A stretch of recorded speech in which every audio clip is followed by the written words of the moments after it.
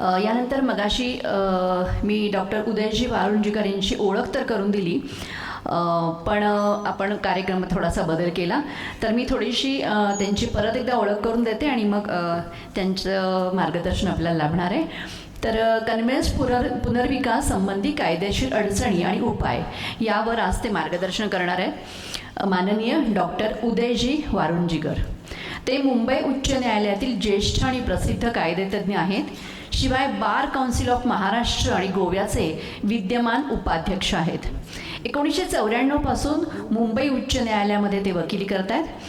त्यांना न्यायालयीन कामकाजामध्ये मराठी भाषेचा वापर व्हावा यासाठी त्यांना आग्रही मानले जाते. याशिवाय ते वकिलांच्या हक्कांविषयी आणि बार काउन्सिलच्या कामकाजाविषयी विविध व्याख्यानातून म्हणजे नो युअर काउन्सिल सिरीजद्वारे मार्गदर्शन करत असतात. ते consumer court advocate association of महाराष्ट्राचे अध्यक्षही आहेत. त्यांची कोर्ट अबेट्स जस्टिस आणि social wellbeing and judicial system ही पुस्तकं प्रसिद्ध झालेली आहेत. त्यांनी पुणे युनिव्हर्सिटीमधनं PhD केलेली आहे. मी त्यांना विनंती करते की त्यांनी आम्हाला या विषयांबद्दल सखोल माहिती द्यावी, मार्गदर्शन करावं. माननीय डॉक्टर उदयजी वारुंजीकर.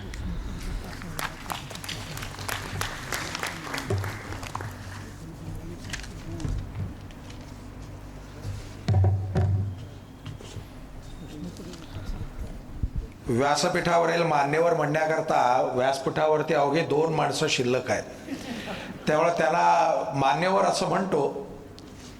आणि आपण सगळे लष्कराच्या भाकऱ्या भाजणारी लोक, ज्यांच्याकरता हा कार्यक्रम केलेला आहे.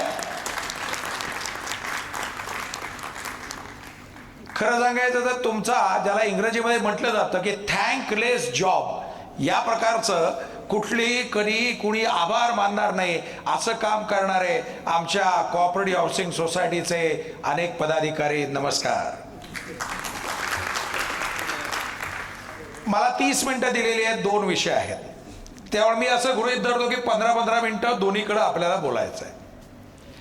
व्यवसायानं वकील असल्यामुळं आणि व्यावसायिकता अंगामध्ये असल्यामुळे मी माझं घड्याळ चालू केलेलं आहे, त्यामुळे तुम्ही कमीत कमी 29 मिनिटं मला नक्की सहन करायचं आहे. डीम कन्व्हेन्स हा पहिला विषय त्याने दिला. डीम कन्व्हेन्स म्हणजे काय? समजा मी जर का तुम्हाला एक जागा विकलेली असेल तर काय काय करार होण्याची शक्यता आहे याचा आपण ट्रान्सफर ऑफ प्रॉपर्टीचा जो कायदा आहे त्याच्या अँगलनं बघूया, त्याच्या दृष्टिकोनातून बघूया. त्याच्या दृष्टिकोनातून काय लक्षात येतं की कदाचित तुमचा विसार पावती झालेली आहे, कदाचित एखादं काय अलॉटमेंट लेटर आहे, कदाचित तुमचा साठे करार झालेला आहे, आणि मग सर्वात शेवटचा जो दस्तऐवज होतो त्याला म्हणतो आपण खरेदी खत. त्यामुळे म्हणजे थोडक्यात असं झालं की या जे काही गृहनिर्माण सहकारी संस्था आहेत यांच्या जागेचं खरेदी खत होत आहे का, तर बहुसंख्य ठिकाणी लक्षात येतं हे आजपर्यंत अनेक ठिकाणी हे प्रलंबित आहे. म्हणून मग त्याच्याकरता उपाय काय काय होते, तर पहिला उपाय होता की चक्क दावा दाखल करा. म्हणजे दावा दाखल करायचं म्हटल्यानंतर दिवाणी कोर्टामध्ये जावं लागतं, आणि दिवाणी कोर्टामध्ये गेल्यानंतर वेळ, पैसा, श्रम या सगळ्याचं व्यस्त गणित असतं, आपल्याला माहिती आहे. आणि म्हणून ते चित्रपटामध्ये म्हटलं जातं तारीख पे तारीख, तारीख पे तारीख. तर आपल्याला माहिती आहे की या न्यायव्यवस्थेचे आम्ही वकील लोक जरी अंगभूत घटक असलो तरी या न्यायव्यवस्थेमध्ये काही दोष आहेत. आम्ही इनहरंट पार्ट जरी असलो, आम्ही अविभाज्य घटक जरी असलो न्यायव्यवस्थेचे, तरी देखील न्यायव्यवस्थेमध्ये काही दोष आहेत. त्यामुळं तिथं वेळ लागतो, किचकटपणा आहे, तिथं रांगेमध्ये उभं राहावं लागणार आहे. एवढंच नव्हे तर त्या ठिकाणी थोडासा खर्च सुद्धा कोर्ट फी किंवा अन्य मार्गाने जास्त होणार आहे. म्हणून मग उपाय आला की काय करायचं, आणि मग त्याच्यामधला जो मोफा नावाचा जो कायदा होता, तो मोफा नावाचा कायदा 1963 सालातला, ज्याच्याप्रमाणे 4 महिन्याभरामध्ये कोऑपरेटिव्ह सोसायटी स्थापन झाली पाहिजे, आणि मग बाकीच्या सगळ्या ज्या ड्युटीज आहेत त्या चीफ प्रमोटर जे आहेत त्या चीफ प्रमोटर साहेबांवरती या सगळ्या ड्युटीज ज्या काय होत्या त्या त्यांनी पूर्ण करणं अपेक्षित होतं. त्यांनी नाही केलं तर काय होतं, तर मग मोफा नावाच्या कायद्याअंतर्गत जे विविध पर्याय होते त्यातला एक पर्याय म्हणजे दावा दाखल करा परत एकदा, परत दिवाणी कोर्टात या. म्हणजे मग शिवाजीनगरच्या कोर्टामध्ये गेल्यानंतर तिथं हजर असणाऱ्या हजारो वकिलांमधून आपला वकील शोधणं आणि आपलं कोर्ट शोधणं आणि मग आमचं मॅटर पुकारलं जाणार आहे का, अशा प्रकारची वाट बघत बसणं, याच्याशिवाय दुसरा काही पर्याय नव्हता. म्हणून दुसरा पर्याय याच कायद्यामध्ये निर्माण झालेला जो होता तो मोफा कायद्यामधला, तो म्हणजे मग जर कन्व्हेन्स केलेलं नसेल, मालकी हक्क दिलेला नसेल, तर फौजदारी प्रकरण दाखल केलं जाऊ शकतं आणि या चीफ प्रमोटर जे साहेब असतील त्यांच्या विरुद्ध तुम्ही फौजदारी प्रकरणामध्ये त्यांना शिक्षा करू शकता.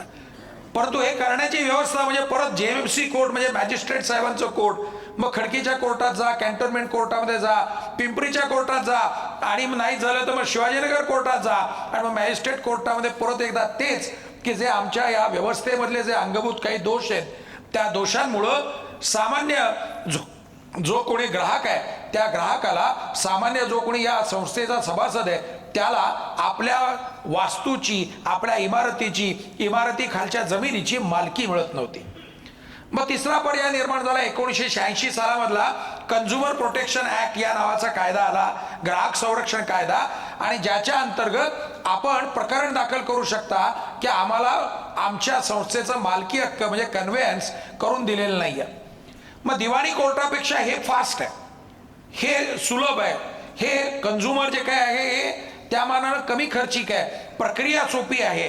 पण हे सगळं असून सुद्धा अपिलामध्ये ज्यावेळेस तुम्ही जाता त्यावेळेस अडकून पडता.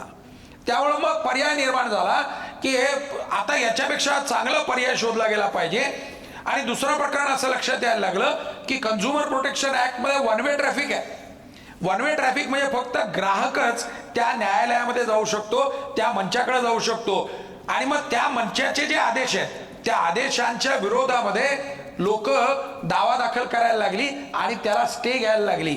म्हणजे कन्झ्युमर मध्ये जो कोणी आदेश मिळतोय त्या आदेशाला सगळीकडून त्याची नाकेबंदी करणं हे फार सोपं व्हायला लागलं. आणि म्हणून मग दुसरा पर्याय काहीतरी शोधला गेला पाहिजे. आणि मग त्याच्यामध्ये 1986 सालामधला हा कायदा झाला. तशाच प्रकारची या मोफा नावाच्या कायद्याअंतर्गत कलम 11 प्रमाणे जे काय आहे त्या कलमामध्ये दुरुस्ती करण्यात आली. ही दुरुस्ती केली, परंतु आतापर्यंत म्हणजे सुमारे 5, 7, 10 वर्षापूर्वीपर्यंत हे डीम कन्व्हेन्स आपल्यापैकी अनेक लोकांना माहीतच नव्हतं. कारण कायद्यामध्ये एक गृहीतक असतं, ज्या दिवशी कायदा मध्ये दुरुस्ती होते, कायदा प्रकाशित होतो, त्या दिवशी तो गॅझेटमध्ये प्रकाशित केला जातो, आणि तो गॅझेटमध्ये प्रकाशित केला की तो सगळ्यांना कळला, अशा प्रकारचं गृहीतक आहे. खरं सांगायचं तर असं घडत नाही. आणि म्हणूनच आपल्यासारख्या सगळ्यांना अंकुर प्रतिष्ठान आणि लीगल टीम चंद्रकांत दादा यांच्या वतीनं जे कार्यक्रम आयोजित केले अशा कार्यक्रमाला यावं लागतं. कारण कायद्यामध्ये गृहीतक आहे की तुम्हाला सगळं कळलेलं आहे, परंतु हे खरं कळलंय का नाही हे जरा तपासून बघायचं असेल तर अशा कार्यक्रमांना आल्यानंतर मग आपल्याला कळू शकतं की काय बरोबर आहे, काय चुकीचं आहे, आपले समज बरोबर आहेत का ते गैरसमज आहेत, हे देखील या निमित्तानं सगळीकडे तपासून बघता येतं. त्यामुळे अशा प्रकारच्या कार्यक्रमांना मी जेव्हा जेव्हा जातो त्यावेळेस सगळ्यात महत्वाचा माझ्याकडे जो असतो तो म्हणजे हा प्रश्नोत्तराचा तास हा माझ्याकडे दिला जातो. कारण तुमचे जे प्रश्न येतात त्या प्रश्नांना जी उत्तरं द्यायची असतात त्या उत्तरांच्या निमित्तानं तुमचं समाधान होणं किंवा उत्तराची दिशा सापडणं, या दोन्ही गोष्टी मी अनेक वर्ष करत असल्यामुळं मला बऱ्याच वेळा या शेवटच्या तासाची जबाबदारी दिली जाते.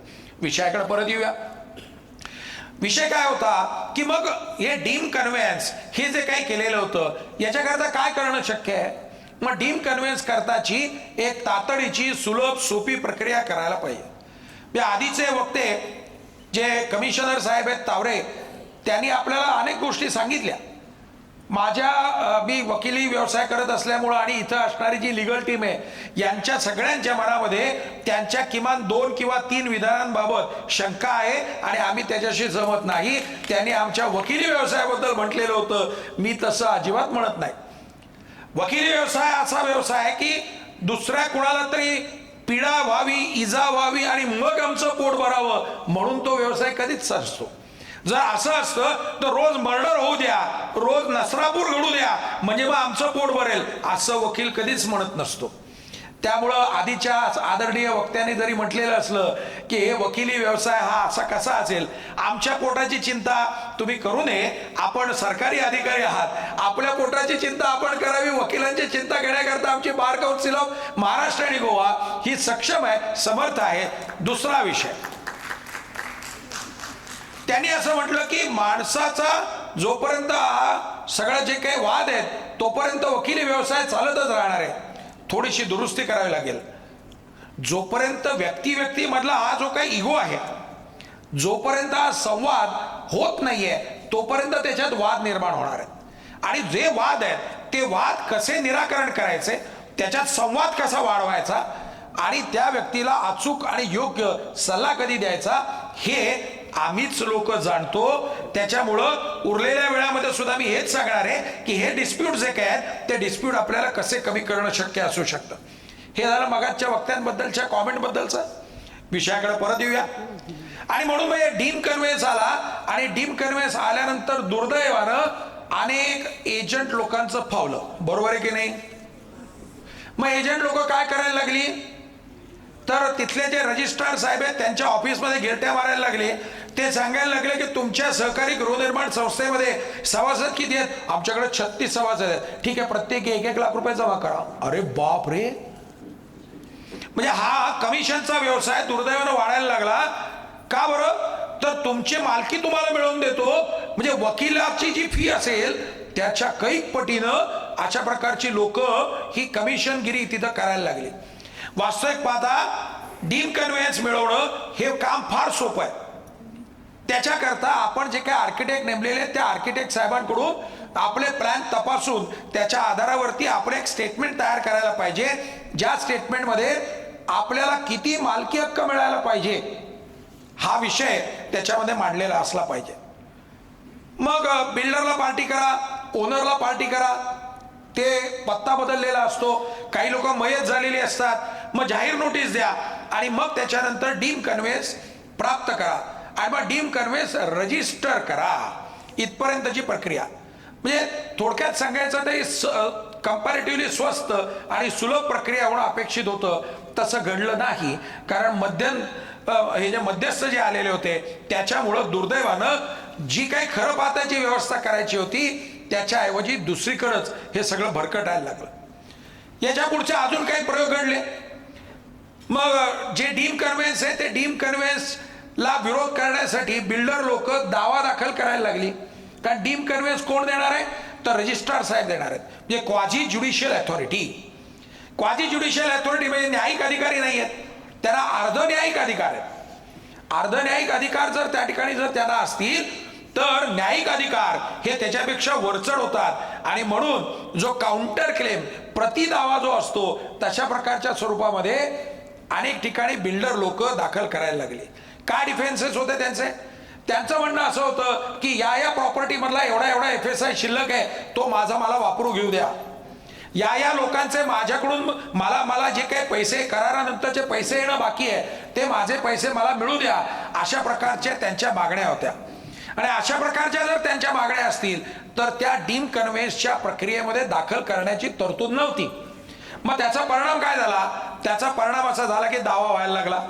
मग अनेक ठिकाणी building number 1, building number 2, building number 3 असं करून थोडीशी जागा मोकळी होती. मग प्रत्येक इमारतीनं स्वतंत्र कोऑपरेटिव्ह सोसायटी स्थापन केलेली होती. मग फेडरेशनने अर्ज करायचा का एकानंच करायचा याच्यावरती वाद व्हायला लागले. जी मोकळी जागा आहे त्या मोकळ्या जागेतून कदाचित महानगरपालिकेनं रस्ता तिथून घेतलेला आहे, तो रस्ता आहे त्याचा सेटबॅक आहे, त्याचा FSI आणि त्याचा होणारा परिणाम हा प्रत्यक्ष डीम कन्व्हेन्सच्या आपल्या पात्रतेवरती याबद्दल वाद व्हायला लागले. मग या सगळ्या पार्श्वभूमीवरती खरं सांगायचं तर आज डीम कन्व्हेन्सला वेग जरी आलेला असला तरी डीम कन्व्हेन्सच्या उत्तर म्हणून जे दावे दाखल झालेले आहेत त्याचा देखील अभ्यास करायला पाहिजे. कायदा विषयामध्ये एक लेजिस्लेटिव्ह अमेंडचा इम्पॅक्ट अनालिसिस नावाचा एक विषय असतो. आपण इथं लिगल टीमवाली लोक आहेत त्यामुळे हा विषय कधीतरी ऐकलेला असण्याची तुम्ही शक्यता आहे. एखादी कायद्यात दुरुस्ती झाली तर त्या कायद्याच्या दुरुस्तीचे काय काय समाजावरती परिणाम झाले या विषयाच्या संदर्भामध्ये अभ्यास करायचा असतो. डीम कन्व्हेन्सचे जे काही साईड इफेक्ट आहेत आणि आफ्टर इफेक्ट आहेत याचा अभ्यास त्या निमित्तानं व्हायला पाहिजे. साईड इफेक्ट काय आहेत तर त्याच्यामुळं ताबडतोब एक प्रति दावा दाखल होतो, तो बिल्डर आपल्या विरुद्ध दावा दाखल करतो आणि तो आपल्याला पकडून ठेवायचा प्रयत्न करतो. जे आफ्टर इफेक्ट आहेत त्याच्यामध्ये होतं कसं की पुढची 5 नाही 10 नाही तो दावा संपेपर्यंत आपलं तिथं फरफट व्हायला लागते. त्याच्यामुळं या आणि अशा विषयाच्या संदर्भामध्ये कदाचित या लिगल टीमनं विषय विचारात घ्यावा आणि या कायद्याचं जे इम्पॅक्ट अनालिसिस आहे ते पुण्यापुरतं तरी आपण करून बघावं, अशी मी आपल्याला या निमित्तानं सजेशन देऊ शकेन. डीप कन्व्हेन्स अतिशय उच्च आणि उदात्त भावनेनं आणलेला हा जो काही कायद्याची जी तरतूद होती त्याचं दुर्दैवानं अंमलबजावणी मात्र चांगल्या प्रकारे झाली नाही. गेली 10-12 वर्ष मुंबईमध्ये असल्यामुळं, मुंबई भागामध्ये असल्यामुळं तिथल्या अनेक मुंबई, ठाणे, रायगड, पालघर या 3-4 जिल्ह्यामध्ये ज्याला आपण महामुंबई म्हणतो त्या ठिकाणी या डीप कन्व्हेन्स या विषयाच्या संदर्भात शेकड्यानं लेक्चर्स माझी आजपर्यंत होऊन गेलेली आहेत. पण ती होऊन सुद्धा आजही लक्षात येतं की जो सामान्य आमच्या गृहनिर्माण सहकारी संस्थेचा जो सभासद आहे त्याला कळत नाही हे आपल्या फायद्याचं आहे. हे डीप कन्व्हेन्स आपल्या फायद्याचं आहे, त्यामुळे करायला पाहिजे. मग ते करण्याकरता जो पुढाकार घेतोय त्याच्या विरोधामध्ये आपण उगाच काही करता कामा नये, त्याला पाठिंबा दिला गेला पाहिजे.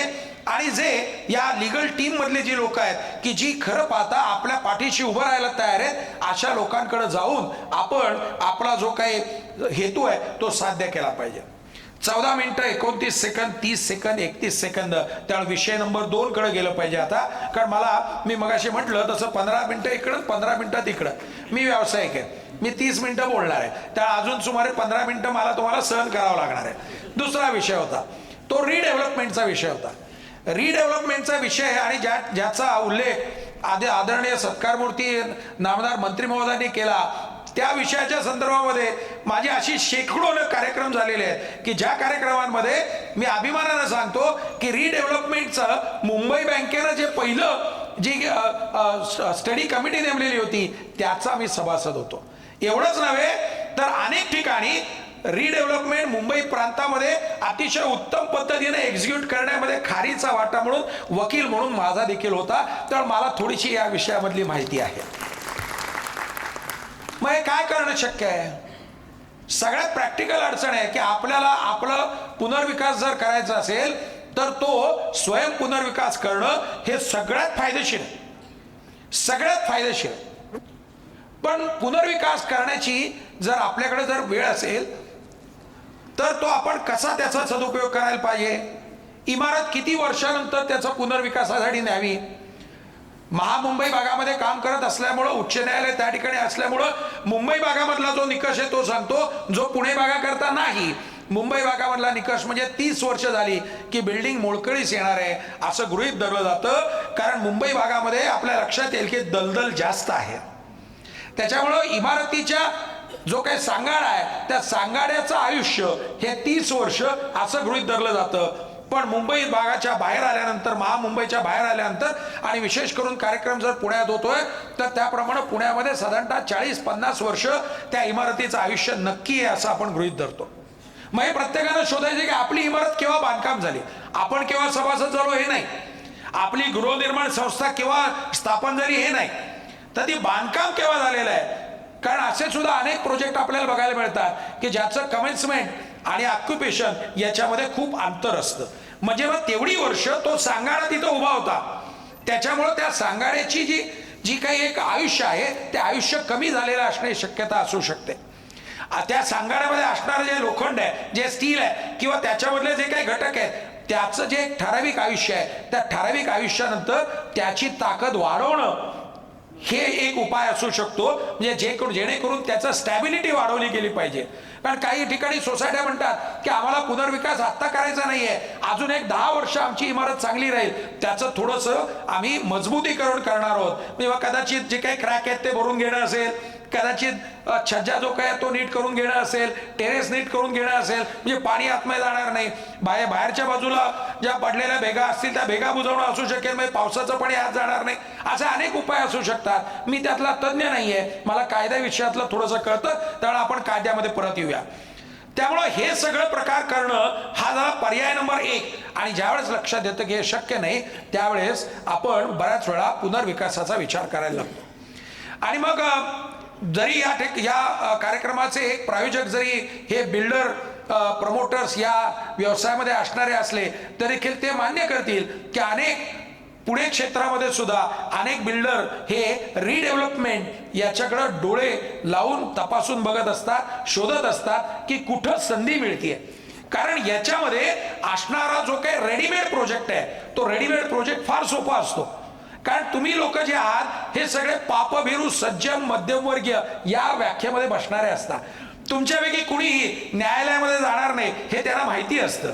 तुम्ही एकमेकांमध्ये पायात पाय घालून खेकड्यासारखे दुसऱ्याला पुढे जाऊ देणार नाही हेही त्यांना माहिती असतं. त्याच्यामुळं आपल्याला माहिती असतं ते त्यांना पण माहिती असतं. त्यामुळे बिल्डर या प्रोजेक्टचा जो काही एकूण XYZ असं जे काही एकूण त्याचं एक्सप्लॉयटेशन आहे त्याचा विचार करत असतो. आम्ही कितीतरी वेळा बिल्डर आमच्याकडे सल्ला मागायला आल्यानंतर म्हणत असतो की बाबा रे या प्रोजेक्ट मधला तुझा जो काही XYZ प्रॉफिट होता तो घेऊन झालाय ना, देऊन टाक ना डीम कन्व्हेन्स. असं डीम कन्व्हेन्स मध्ये आम्ही सांगत असतो. त्यामुळे त्याचं त्यांच्या डोक्यात कॅल्क्युलेशन तयार असतं. मग आपल्याला जर पुनर्विकासाला जर जायचं असेल तर ते जे कॅल्क्युलेशन आहे की या प्रोजेक्ट मधून किती पैसे मिळण्याची शक्यता आहे किंवा किती अजून FSI मिळण्याची शक्यता आहे, किती TDR लोड करण्याची शक्यता आहे याचा विचार आपण करायचा असतो. म्हणजे मग आम्ही कित्येक वेळा बुद्धिबळ नावाच्या खेळामध्ये जे काही निकष असतात, नियम असतात ते आम्ही बऱ्याच वेळा आमच्या पक्षकारांना समजावून सांगतो. जर एखादी गृहनिर्माण सहकारी संस्था जर आमच्याकडे आली तर आम्ही त्यांना म्हणतो की तुम्ही आता बिल्डरच्या पावलामध्ये त्या चपलेमध्ये पाऊल घाला की त्याचे शूज घाला आणि मग विचार करा की या प्रोजेक्टमध्ये किती लाख स्क्वेअर फूट अजून निर्माण होण्याची शक्यता आहे. मग त्याच्या संदर्भातला तुमचा विचार लक्षात आला की मग लक्षात येतं की आपल्याला किती मोठं याच्यामध्ये यश मिळण्याची शक्यता आहे, किती स्क्वेअर फूट गुणिले किती भाव याचा हिशोब करा. आणि मग ते जे काही आकडे असतात, आपण साधी माणसं आहेत, मध्यमवर्गीय, कदाचित उच्च मध्यमवर्गीय कारण कोथरूड आहे, तर उच्च मध्यमवर्गीय असला तरी किती शून्य आहेत, ती किती शून्य हे आजही आपल्याला मोजावंच लागतं. आणि जो समोर बसलेला जो वर्ग आहे त्यांचं सर्वसाधारणतः वय जर काढलं ते एकम दम शतम असेच ते मोजणार आहेत. त्यामुळे कॅल्क्युलेटर घेऊन तरी मोजतील नवीन जनरेशन प्रमाणे, नाहीतर मग हाताच्या बोटावरती मोजणार आहेत. त्यामुळे सांगण्याचा मुद्दा असा की या प्रोजेक्ट मधलं, या इमारतीमधलं जे पुनर्विकासाचं मूल्य आहे त्याचा पहिल्यांदा आपण विचार करायला पाहिजे. म्हणजे मग आम्ही जर बुद्धिबळामध्ये म्हणतो की समोरचा माणूस काय चालणार आहे याचा विचार कर, किंवा समोरचा वकील साहेब काय प्रश्न उपस्थित करण्यात याचा विचार कर, आदरणीय जज साहेब तुला काय प्रश्न विचारणार आहेत याचा विचार कर, असं ज्यावेळेस आम्ही सांगत असतो. तसंच याच्यामध्ये सुद्धा लक्षात घेतलं पाहिजे की जर मी आज जर बिल्डरकडे गेलो तर बिल्डर या इमारतीच्या पुनर्विकासामधून किती फायदा मिळवण्याची शक्यता आहे याचा विचार करा. आणि मग अनेक बिल्डर लोकांचं थोडंसं त्याच्यामध्ये निगोसिएशन जे असतं त्याचे गणित बदलायला लागली. आणि मग लक्षात यायला लागलं की अरे चा आजपर्यंत आपण फसवलो गेलेलो होतो. आता कितीतरी बिल्डर लोक, कारण मगाशी आदरणीय मंत्री महोदयांनी ज्यावेळेस सांगितलं त्यावेळेस व्यासपीठावरच्या 2 व्यक्तींनी हो आम्ही तसं सुद्धा करतो असं त्याच्यामध्ये त्यांनी हो म्हटलेलं होतं. तसं सुद्धा करतो म्हणजे काय, तर यू विल बी सरप्राईज, आता बिल्डरच्या ऐवजी कॉन्ट्रॅक्टर म्हणून बिल्डर लोक काम करायला लागलेत. फरक लक्षात घ्या. कॉन्ट्रॅक्टर आहे म्हटल्यानंतर त्याला ठराविक रेटनं बांधकाम करणं एवढं अपेक्षित आहे ज्याच्यात त्याचा प्रॉफिट आहे. आणि ज्यावेळेस तो बिल्डर म्हणून या ठिकाणी काम करतो त्यावेळेस प्रॉफिट किती याचा आपण विचारही करू शकत नाही. अगदी छोटा जरी प्रोजेक्ट घेतला ना, त्या छोट्या प्रोजेक्टमध्ये काही कोटी एवढा बिल्डर सहज साईडला ठेवू शकतो. मग आता प्रश्न निर्माण होतो की हे जर आपल्या लक्षात येतंय तरी देखील आपण या पुनर्विकासासाठी का नाही जाते. आणि मग ही सगळी उठाठेव कोणी करायची म्हणून एक काही लोकांनी फार चांगल्या प्रकारचा संकल्पना आणली जी खरं पाहता खूप स्वार्थी भावनेने होती. ती म्हणजे आपण PMC नेमूया, म्हणजे काय प्रोजेक्ट मॅनेजमेंट कन्सल्टन्सी नेमूया. म्हणजे काय करायचं तर एक कॉन्ट्रॅक्टर द्यायचा परत की जो कॉन्ट्रॅक्टर उक्त काम घेणार आणि सगळं करून आणणार. आणि मग त्याच्यामुळं त्या PMC वाला जो आहे तो PMC आर्किटेक्टच्या सर्व्हिसेस घ्यायला लागला, तो PMC इकडून वकिलांच्या सर्व्हिसेस घ्यायला लागला, तो एखाद्या इस्टेट एजंट कडून जाऊन तिथलं घ्यायला लागला, रजिस्ट्रेशन स्टॅम्प ड्युटीचा एजंट आहे तिथल्या सर्व्हिसेस घ्यायला लागला. आणि मग या निमित्तानं तो PMC वाला जो काय आहे तो PMC हा खरं पाहता कायदा विषयक सुविधा द्यायला लागला. आता लीगल टीम आहे म्हणून सांगितलं पाहिजे की ॲडव्होकेट ऍक्ट 1961 म्हणतो की advocate is the only class which is permitted to practice the profession of law. म्हणजे कायदा विषयक कामकाज करण्याचं जे काही त्याला अधिकार आहे, तो एकाधिकार आहे, तो वकील वर्गाला आहे. आणि मग कायदाविषयक काम करणं म्हणजे न्यायालयामध्ये शिवाजीनगर कोर्टात जाऊन उभं राहणं आणि युक्तिवाद करणं एवढंच नसून कार्यालयामध्ये बसून काम करणं हा देखील त्याच्यामधला भाग आहे. आणि ते कार्यालयातलं काम म्हटल्यानंतर हा जो PMC वाला आहे ना, त्या PMC वाल्याचं काम करणं हा देखील त्याच्यामधला मुद्दा असतो. या चंद्रकांत दादा लिगल टीमच्या सदस्य लोकांना मी सांगू इच्छितो की नवी मुंबई भागामध्ये, पनवेल भागामध्ये किंवा इंबावना वसई भागामध्ये सुद्धा वकिलांनी PMCच्या फर्म्सच्या बरोबरीनं टाईप केलाय आणि मग अनेक सर्च घेणारे कारकून त्या ठिकाणी आपल्या ऑफिसमध्ये बसवलेले आहेत, अनेक आर्किटेक्ट लोकांशी टाईप केलेले आहेत, अनेक स्टॅम्प ड्युटी रजिस्ट्रेशन एजंट लोकांचा कॉन्टॅक्ट ठेवलेला आहे, अनेक रिटायर झालेले जे काही टाउन प्लॅनिंग डिपार्टमेंट मधली लोक आहेत त्यांना कॉन्ट्रॅक्च्युअल म्हणून ठेवलेलं आहे. अशा प्रकारचं जो PMCचं कामकाज करणारी लोक असतात ती त्यातून निर्माण झाली. दुसरी अडचण लक्षात यायला लागली की अरे याला जो फंडिंग आहे, याला जो एक कन्स्ट्रक्शन कॉस्ट आहे ती कोण बेअर करणार. कारण सभासद लोक म्हणत असतात की मी का माझ्या खिशात हात घालायचे, आतापर्यंत बिल्डर करत होता तो मला मोफत देत होता. अहो हे लक्षात घ्या, मोफत बिफत काही नसतं. आयुष्यभरामध्ये लक्षात ठेवलं गेलं पाहिजे, ज्या ज्या ठिकाणी मोफत आहे त्या ठिकाणी खड्डा कुठं ना कुठं तरी आहे. त्याच्यामुळं बिल्डर तुम्हाला मोफत देतो असं नाहीये. आपले जे मालकीचे हक्क आहेत ते मालकीचे हक्क आपण त्याला देतो, त्याच्या बदल्यात तो फ्लॅट देतो किंवा फ्लॅटमध्ये वाढीव जे काय ते देतो, वाढीव जे काही खोली असेल ती देतो आणि उरलेले जे काही आपल्या सगळ्यांचे मिळून सामुदायिक अधिकार आहे त्याचा वापर करून तो विक्री करत असतो. त्याच्यामुळे हे काही मोफतचं नसतं, हे फुकटचं नसतं. नाही तर आपल्याला माहिती आहे जे जे फुकट ते पौष्टिक, बरोबर आहे ना, जे फुकट ते पौष्टिक आपल्याला वर्षानुवर्ष शिकवलेलं आहे. पण तसं या हाऊसिंगच्या रिडेव्हलपमेंट मध्ये नसतं. जे फुकट तो म्हणून सांगतो त्याच्या बदल्यात, तर मगाशी जसं माननीय मंत्री महोदयाने सांगितलं आवळा देऊन कोळा काढलाय, तसंच घडत असतं. म्हणून मग प्रश्न निर्माण होतो पैसे कोण लावणार. कारण हे जे काही प्रोजेक्ट आहे या प्रोजेक्टची जी कॉस्ट आहे ती कॉस्ट कोण बेअर करणार. मग मुंबई बँक ज्याचा उल्लेख झाला, ज्याने स्टडी कमिटी नेमलेली होती आणि ज्यांनी अनेक व्याख्यानं आयोजित केली होती की ज्याच्यामध्ये मला शेकड्यानं अशा प्रकारची व्याख्यानं मुंबई क्षेत्रामध्ये देण्याचा भाग्य प्राप्त झालं होतं. मुंबई बँकेनं प्रोजेक्ट आणला, 50 कोटी रुपयापर्यंतचं अर्थसहाय्य तुम्हाला देणं शक्य आहे तुमच्या सेल्फ रिडेव्हलपमेंट करता. स्वयं पुनर्विकासासाठी 50 कोटीपर्यंत तुम्हाला लोन देणं शक्य आहे. मग त्याच्यात एक प्रश्न निर्माण झाले. त्याच्यामध्ये एखादा सभासद जर म्हटला की मी नाही घेणार लोन, अरे असं कसं शक्य आहे. मग त्याच्यात निर्माण झालं की मग AGM किंवा स्पेशल जनरल बॉडी यांनी निर्णय घ्यायचा, तो त्यांच्यावरती मान्य आहे. मग त्याच्याकरताचा जो आधीच्या तावरे साहेबांनी, कमिशनर साहेबांनी सांगितलं त्याचा 79A प्रमाणे ज्या काही मार्गदर्शक सूचना आलेल्या आहेत त्या सहकार आयुक्तांकडून आलेल्या आहेत की रिडेव्हलपमेंट कसं करायचं. मग प्रश्न निर्माण झाला, न्यायिक लढाई निर्माण झाली. हे जे काही मार्गदर्शक सूचना आहेत या बंधनकारक आहेत का नुसत्या मार्गदर्शक सूचना आहेत. निकालपत्र आली की या फक्त मार्गदर्शक सूचना आहेत. मग दुसरा डिस्प्यूट निर्माण झाला की समजा काय एखादा जनरल बॉडीचा ठराव झालेला आहे की आम्हाला पुनर्विकासाला जायचं आहे आणि एखादा मायनॉरिटीमध्ये असणारा जो काही सभासद आहे त्यांनी जर दावा दाखल केला कोऑपरेटिव्ह कोर्टामध्ये, ज्याला आपण कोऑपरेटिव्ह डिस्प्यूट म्हणतो, तर त्याचं भवितव्य काय. त्या संदर्भामध्ये प्रश्न निर्माण झालेला होता की whether it is touching the business of the society. तुमच्या सोसायटीचा बिझनेस काय आहे, बांधलेल्या घराचं मेंटेन करणं हा तुमच्या संस्थेचा उद्दिष्ट आहे. तुमचा बिझनेस हा त्या प्रकारचा आहे. तुमचा बिझनेस घर बांधण्याचा बिझनेस नाही आहे. मग त्याच्याकरता जर घर बांधायचं असेल तर मग multipurpose, multi cooperative, multi state society करावी लागेल, जी कदाचित लोकमान्य असू शकते. कारण लोकमान्यांच्या व्याख्येमध्ये आपण बघितलं असेल तर मल्टी स्टेट कायद्याप्रमाणे नुसतंच कोऑपरेटिव्ह नाही, कोऑपरेटिव्हच्या अन्य विषयांमध्ये सुद्धा ते करू शकतात आणि कोऑपरेटिव्हचं जे मूळ तत्व आहे ते अबाधित ठेवू शकतात. म्हणजे ते तिथं असू शकतं. म्हणून कोऑपरेटिव्ह कोर्टात हे नाही, म्हणजे परत आता दिवाणी कोर्टात या. म्हणजे मग लक्षात यायला लागलं की रिडेव्हलपमेंटच्या संदर्भातले परत जे काही प्रकरणं यायला लागली ती परत दिवाणी कोर्टात यायला लागली. पण हे सगळं असून सुद्धा मूळ मुद्दा शिल्लक राहिला. हे सगळं जे काही रिडेव्हलपमेंट आहे ते करायचं का नाही, काळानुरूप आपण वागायचं का नाही.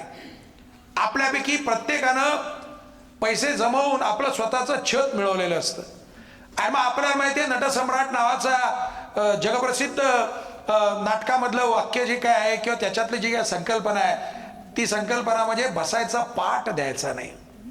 मग आपलं घर जे काय आहे ते अशा प्रकारचं बिल्डरला दिल्यानंतर डोक्याला हात लावून जर का बसायची जर वेळ येणार असेल तर वेळेत सावध व्हायला पाहिजे. अनेक प्रोजेक्ट आहेत की जे अबंडंट प्रोजेक्ट आहेत म्हणजे सोडून दिलेले आहेत. अनेक प्रोजेक्ट असे आहेत की ज्यांचं डीम कन्व्हेन्स होणं शिवाय पर्यायच नाही, कारण ऑफिशियल टायटल त्याला मिळूच शकत नाही. म्हणूनच हे दोन्ही विषय संयोजकांनी एकत्र केलेले होते की जो डीम कन्व्हेन्स आहे अनेक ठिकाणी रेग्युलर कन्व्हेन्स होणं शक्य नाही, म्हणून डीम कन्व्हेन्स करा. आणि डीम कन्व्हेन्स झाल्याशिवाय तुमचं पुनर्विकास होऊ शकत नाही, कारण डीम कन्व्हेन्स झालं की तुम्हाला टायटल मिळतं, तुमची मालकी मिळते. ती मालकी मिळाल्यानंतर मगच तुम्ही पुढच्या पावलामध्ये म्हणजे रिडेव्हलपमेंट करू शकता. त्यामुळे हे झाले एकमेकांमध्ये गुंतलेले दोन्ही विषय. त्यामुळे या दोन्ही विषयांचा आजच्या घडीला काळानुरूप आपण त्याचा निर्णय घेतला पाहिजे. आणि तो जर निर्णय जर घ्यायचा असेल तर मग ही जी काही लीगल टीम आहे या लीगल टीमचा आपण सल्ला घेतला पाहिजे. आज 2 दिवसाचा ही सगळी कार्यशाळा आहे. या 2 दिवसाच्या कार्यशाळेमध्ये आपल्या सोसायटीमधले उरलेले जे सभासद आहेत, जे आपले समविचारी आहेत किंवा आपल्या एरियामधल्या दुसऱ्या सोसायटीचे सभासद आहेत, यांना उद्या सकाळी इथं घेऊन आलं पाहिजे. आज सकाळी तुम्ही आलात, शनिवारी आलात, उत्तम आहे, चांगली गोष्ट आहे. काही चांगलं ऐकायला मिळालं की त्याचा उपयोगही होईल. पण हे अन्य लोकांना सांगितलं पाहिजे आणि त्यांना या ठिकाणी बोलवून घेऊन आलं पाहिजे. विषयाच्या शेवटाकडे परत येतो, कारण उरले साधारणतः 35-34 सेकंद. हे कार्यशाळा, या प्रकारच्या कार्यशाळा ही खरंच आता आपल्या सगळ्यांची गरज आहे. या वकिलांना काही पडलेलं नाहीये. हे जे काही 18, 20, 25 वकील होते ना वरती, या सगळ्यांचं पोट उत्तम भरलेलं आहे. त्यांचं पोट तुमच्यावरती अवलंबून नाहीये. पण काळा कोट घातल्यानंतर काळ्या कोटाची जबाबदारी असते की समाजाला परत करायचं आहे. म्हणून या प्रकारचा त्याने कार्यक्रम केलेला आहे. तर त्यांच्या पाठीशी आपण नक्की उभं राहायला पाहिजे. या संयोजकांना, अंकुर प्रतिष्ठानला देखील शुभेच्छा. आपल्या सगळ्यांना शुभेच्छा. 30 मिनिटं 8 सेकंद, 9 सेकंद, 10 सेकंद. धन्यवाद. धन्यवाद सर. माननीय उदयजी वारुंजीकर सरांनी खूप छान आणि रोखठोक प्रकारे आपल्याला मार्गदर्शन केलेलं आहे. ओघवती भाषा, प्रॅक्टिकल अप्रोच आणि अनुभव यामुळे सरांचं भाषण खूपच प्रभावी झालेलं आहे. खूप छान माहिती मिळाली आहे.